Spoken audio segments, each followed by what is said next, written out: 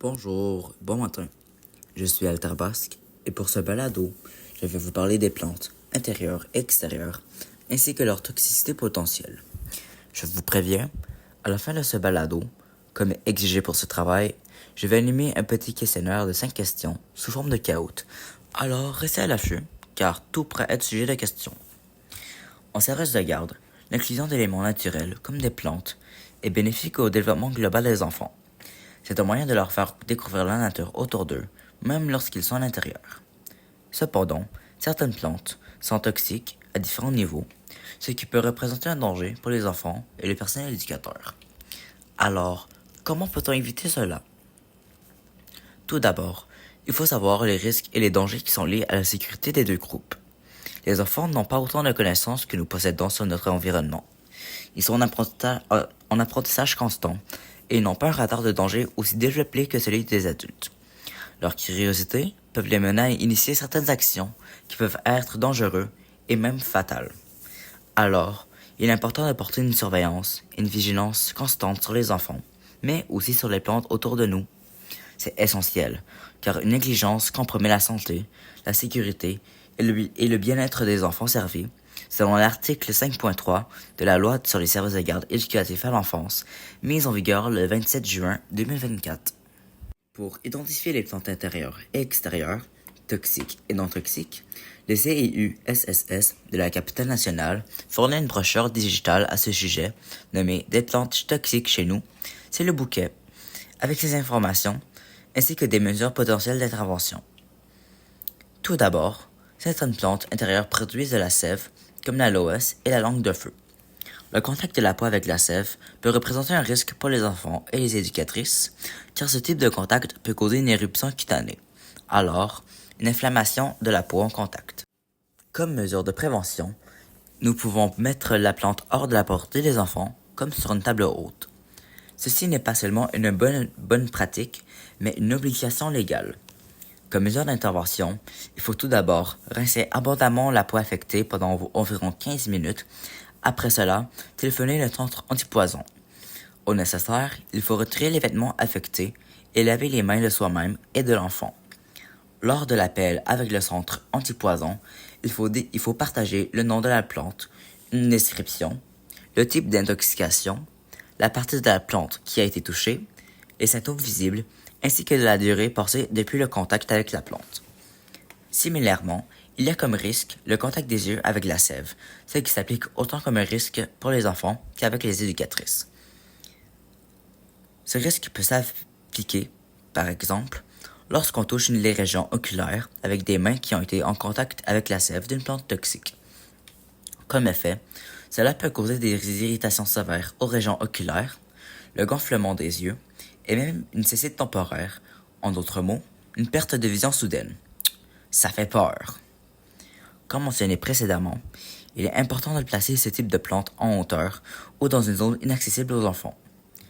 En cas d'intervention auprès d'un enfant touché, il faut l'immobiliser en le roulant dans une serviette, l'allonger au-dessus d'un évier et verser de l'eau sur l'œil affecté pendant au moins 15 minutes. Autant pour l'enfant que le personnel éducateur, il faut laver les mains contaminées afin de ne pas risquer un contact potentiel avec les yeux. Comme mentionné précédemment, il faut téléphoner au centre antipoison au plus court délai. Comme troisième risque, il y a l'ingestion des plantes, que ce soit les feuilles, la racine et même la tige. Ce risque s'amorce surtout aux poupons, qui sont au stade oral. Consommer des plantes toxiques peut causer une irritation aux zones orales, des nausées, des vomissements et même de la diarrhée. Si ce n'est pas traité assez rapidement, cela peut exposer l'enfant à un risque d'étouffement, ce qui peut être fatal. Pour éviter cela, il est possible, comme mesure de prévention, de remplacer ces plantes par des plantes non toxiques. En cas d'indigestion, il faut d'abord retirer les morceaux de la plante de la bouche de l'enfant, rincer la bouche abondamment avec de l'eau, chercher les signes de décoloration, de gonflement ou d'irritation de la bouche. En tout temps, en cas d'intervention, il ne faut pas donner de lait à l'enfant ou le faire vomir. Donner du lait peut augmenter les symptômes de l'enfant et faciliter la diffusion des toxines dues aux lipides. Aussi, faire vomir l'enfant peut aggraver les blessures en brûlant les zones orales une deuxième fois. Et cela peut même causer des étouffements avec le vomi. Pour éviter ce type d'accident, Il est possible, en prévention, de remplacer les plantes toxiques par des plantes qui ne sont pas toxiques. En lien avec la gestion des plantes, cela figure parmi les raisons les plus fréquentes d'appel au centre antipoison, selon l'infirmier de ce centre, Guillaume Belair. L'extrait qui va suivre est tiré d'une entrevue portée avec lui par Méliane Dugas, qui a contribué aux recherches pour cette présentation. Lorsque vous recevez des appels au centre antipoison, quelles sont les situations les plus fréquentes si l'on reste dans le thème des plantes? Ce qui est plus fréquent, en tout cas pour les enfants, c'est ce qu'on appelle des gestes exploratoires. C'est un enfant qui va voir une plante et qui va en mettre une feuille dans sa bouche ou une feuille de plante qui est séchée, qui est tombée par terre. Un petit enfant d'1 ou 2 ans va en mettre dans sa bouche. Des fois, les plus vieux, les 4-5 ans, à l'extérieur, même vont voir un champignon dans le gazon. Fait que les champignons, même si il y en a qui aiment ça, il y en a qui n'aiment pas ça, manger ça à la maison pour les repas, mais ceux qui sont à l'extérieur, il y en a qui peuvent être dangereux. Donc, il ne faut pas toucher aux champignons qu'on trouve dehors. Idéalement, c'est d'aviser un adulte pour qu'on puisse les enlever, si jamais il y a un risque qu'un plus petit, même que vous, puisse en manger. Sinon, ce qu'on va voir aussi souvent, c'est que des jeunes enfants qui voient des petits fruits rouges et des petits fruits bleus dans un arbre, puis qu'ils pensent que vu que ça a l'air d'un fruit, c'est peut-être bon. Mais c'est pas toujours le cas. Des fois, c'est pas bon, puis des fois, en plus, c'est dangereux. Fait que les petits fruits qu'on trouve dans la nature, évidemment, on parle pas des pommes quand on va cueillir des pommes, mais des petits fruits qu'on trouve dans la nature, dans des petits arbustes, que les oiseaux vont manger souvent, là, on est mieux de pas toucher à ça. Comme autre risque, pour les enfants notamment, il y a les allergies au pollen, ce qui peut causer des éternuements, de la rhinite et des crises d'asthme, ce qui peut être grave dépendamment de l'enfant. Dans ce cas, il est possible, en cas de prévention, de remplacer ces plantes par des plantes qui ne sont pas à risque d'allergène et assurer que la pièce est bien aérée. Lors d'une intervention, il faut retirer les plantes responsables, nettoyer les surfaces pertinentes et lors d'une crise d'asthme, fournir à l'enfant une pompe.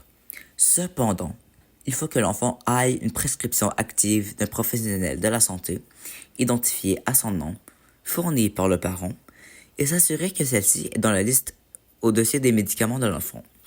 Si l'enfant n'a pas de pompe prescrite, il n'est pas possible de lui en fournir. Cela figure dans l'article 118 du règlement sur les services de garde éducatifs à l'enfance, qui est en vigueur depuis le 27 avril 2024.